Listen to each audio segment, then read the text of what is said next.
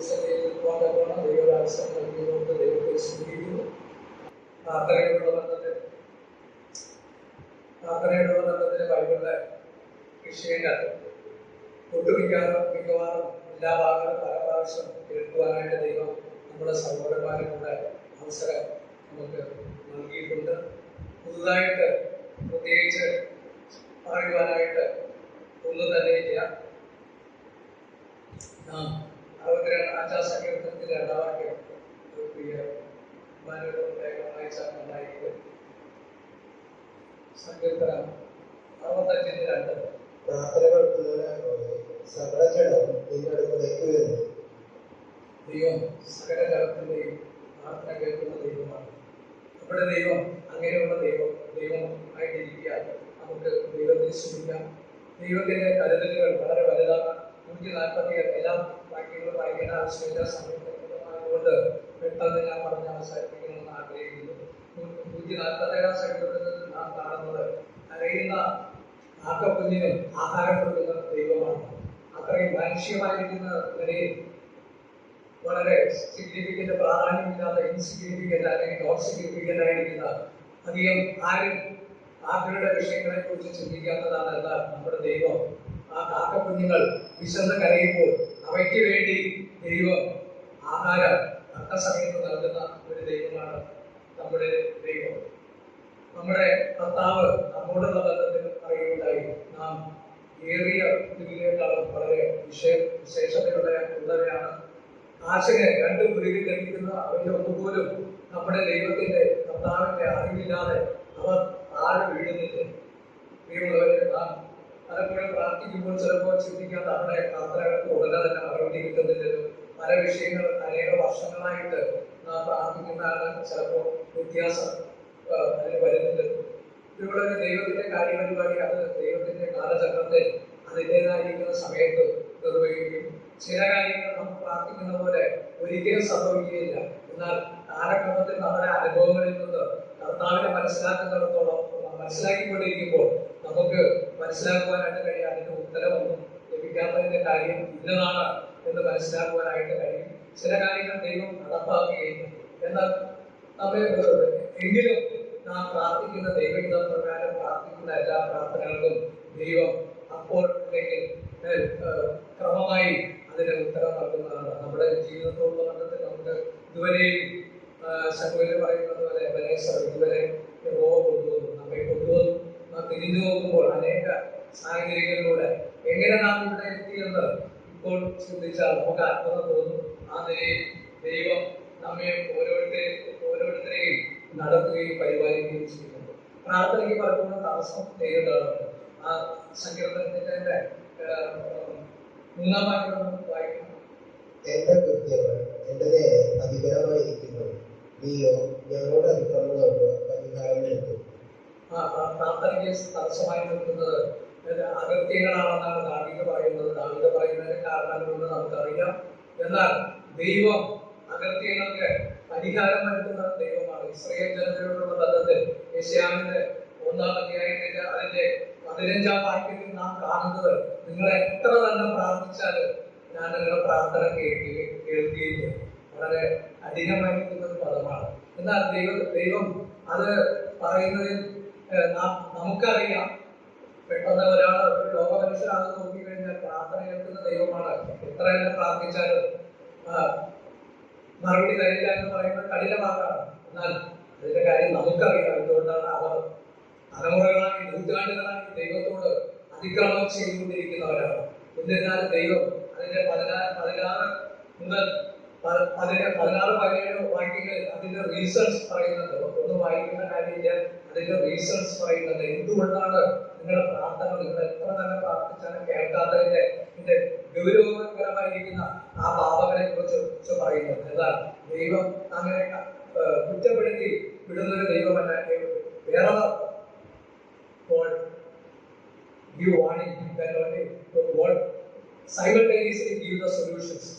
ദൈവം അപ്പോൾ തന്നെ അതിന്റെ മറുപടിയായിട്ട് ഒരേ സമയം തന്നെ അതിന്റെ സൊല്യൂഷൻ പരിഹാരം പറയുന്നുണ്ട്.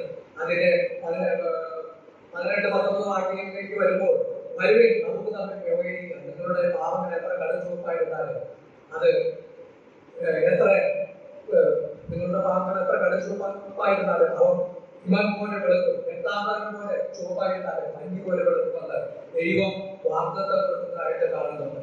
ആ ഭാഗങ്ങളെല്ലാം നമുക്ക് അറിയാവുന്നതാണ്. ആയതുകൊണ്ട് നാം അധികം മുൻപോട്ട് പോകുവാനായിട്ട് ആഗ്രഹിക്കുന്നില്ല.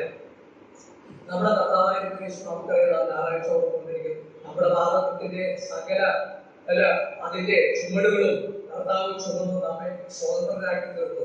യോഹന്നാൻ യേശുവിനെ നോക്കി അവിടെ അനേക നാട്ടുഭക്തന്മാരെയും കാളകളെയും യൂദന്റെ ദേവാലയത്തിലേക്ക് കൊണ്ടുവരുന്ന പതിവാണല്ലോ. ആയിരക്കണക്കിന് ലക്ഷക്കണക്കിന് ഓരോ വർഷം അർപ്പിക്കപ്പെടുന്നു. എന്നാൽ അവയുടെ ഒന്നിനെ നോക്കിയിട്ട് യോഹന്നാൻ പറഞ്ഞില്ല, ഇതാണ് ലോകത്തിന്റെ പാപങ്ങൾ ചുമത്തുന്ന ദൈവത്തിന്റെ കുഞ്ഞാണെന്ന് ഒരിക്കലും പറഞ്ഞില്ല. ഒരു മനുഷ്യരെ കാണിച്ചുകൊണ്ടാണ് പറഞ്ഞത്. അവർക്കത് ഉൾക്കൊള്ളാൻ കഴിയാത്തൊരു വാർത്തയായിരുന്നു. ഈ ഒരു വ്യക്തി ലോകത്തിന്റെ പാപത്തെ ചുമക്കുമോ എന്നുള്ളത്.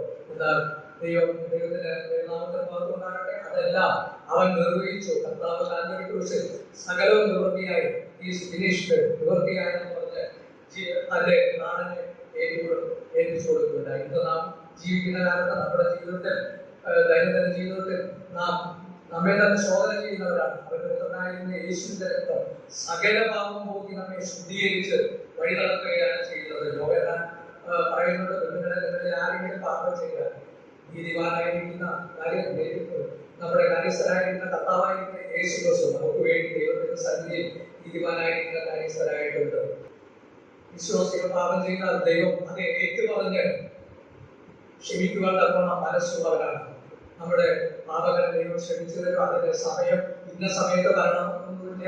നമുക്ക് വേണ്ടി തുറക്കപ്പെട്ട ഒരു കൃപാസന കർത്താവിന്റെ സന്നിധിയിൽ ഏത് സമയത്തും നമുക്ക് വേഗത്തിൽ കടന്നു ചെന്ന് തക്ക സമയത്ത് പ്രബലപിക്കുന്നതിന് വേണ്ടി കൃപാസനത്തിന് അടുത്ത് ചെല്ലുവാൻ തക്കവണ്ണം അങ്ങനെയുള്ള കൃപാസന ദൈവം നമുക്ക് വേണ്ടി ഒരുക്കിയിരിക്കുകയാണ്.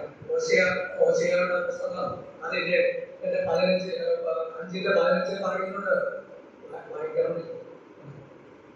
നിങ്ങളുടെ കുറ്റം ഏറ്റു പറയണം, കുറ്റം ഏറ്റു പറയണം, എന്റെ മുഖം അന്വേഷിക്കണമെന്ന് ഹോശേയ മുഖാന്തരം ഇസ്രായേൽ ജനത്തെ അറിയിക്കുന്നുണ്ട്. വേറൊരു ഭാഗത്ത് ആ ഭാഗം എനിക്ക് ഓർമ്മയിട്ടുണ്ട്, നിങ്ങൾ സമ്മതിക്കുക മാത്രം, just to admit or acknowledge, നിങ്ങൾ സമ്മതിക്കുക മാത്രം ചെയ്യുക. ഇസ്രായേൽ ജനത അവരുടെ അകൃത്യങ്ങളിൽ പോകുന്നു, വീണ്ടും അവരുടെ ക്ഷയം സംഭവിച്ചുകൊണ്ടിരിക്കുന്നു, അവർ ഇല്ലാതെയായി തീരുന്നു. അതിന്റെ കാരണം പ്രവാചകന്മാരെ അയച്ച് അവരോട് പറഞ്ഞിട്ടും അവര് അവരുടെ not willing to correct themselves. അങ്ങനെ അവർ തന്നെത്താൻ ക്രമീകരിക്കപ്പെടുവാൻ മനസ്സില്ലാതെ പ്രവാചകന്മാരെ ഉപദ്രവിച്ചുകൊണ്ടിരിക്കുകയാണ്. ദൈവത്തിന്റെ വാർത്തകൾ നിവർത്തിക്കണം, ദൈവ കാര്യപരിപാടികൾ അത് അതിൻ്റെതായ വിധത്തിൽ കൊണ്ടുപോകാനുള്ളതുകൊണ്ട് ദൈവം പറയുന്നുണ്ട്, നിങ്ങൾ ഒന്ന് ജസ്റ്റ് സമ്മതിക്കുക. അങ്ങനെ പറയുന്ന സന്ദർഭങ്ങൾ ഉണ്ടായിട്ടുണ്ട്. അതല്ല നമ്മുടെ പ്രധാനപ്പെട്ട വിഷയമായിരിക്കുന്ന പ്രാർത്ഥന എന്നുള്ളത്. നമ്മുടെ കർത്താവായ യേശു ക്രിസ്തു പ്രാർത്ഥനയോടുള്ള ബന്ധത്തിൽ പറഞ്ഞ 2 വാക്യങ്ങൾ പറഞ്ഞ് വേഗം ഞാൻ ഇരിക്കുവാനായിട്ട് ആഗ്രഹിക്കുന്നു. സുവിശേഷം 21:36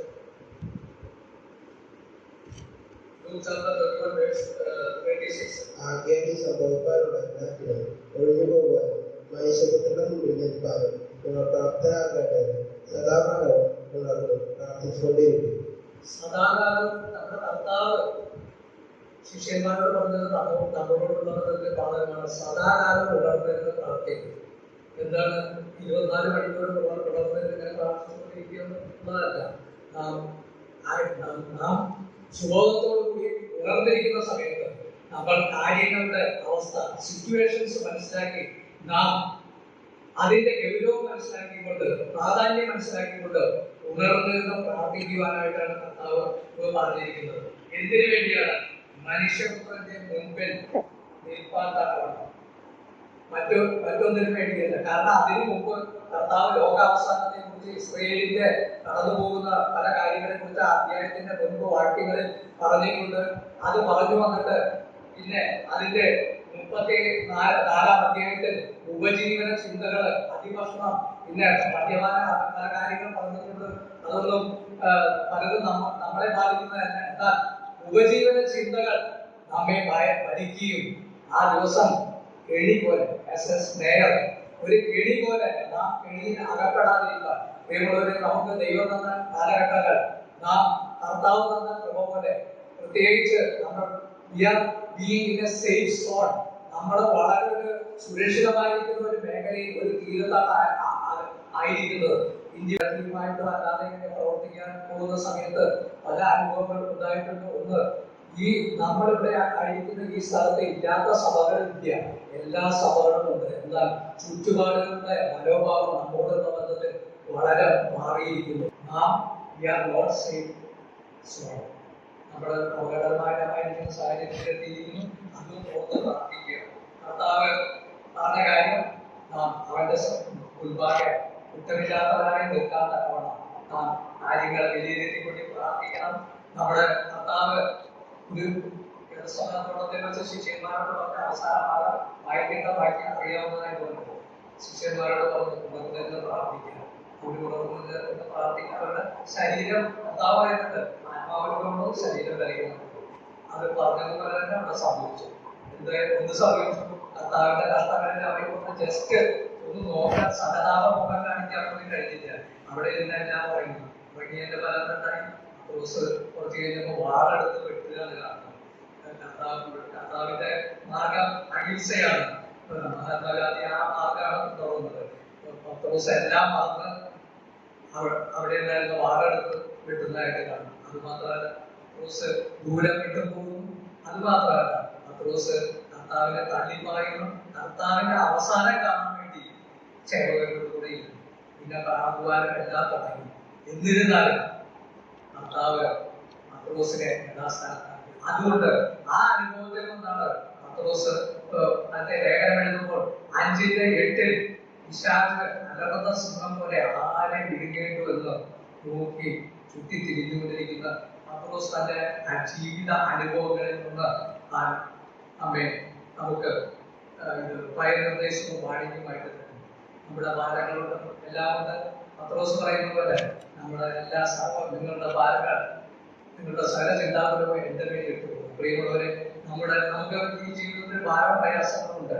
എല്ലാം കർത്താവിനെ വേണ്ടി ഇട്ടുകൊണ്ട് കർത്താവിന്റെ മുൻപിൽ നിൽക്കുവാൻ തക്കവണ്ണം നമ്മുടെ ഓട്ട ഓടുവാൻ നാം ഉണർന്നിരുന്ന സാഹചര്യങ്ങളെ അതിൻ്റെതായിരിക്കുന്ന ഗൗരവത്തോടുകൂടി കണ്ടുകൊണ്ട് മുൻപോട്ട് പോകാൻ നാം ദൈവ സഹായിക്കട്ടെ.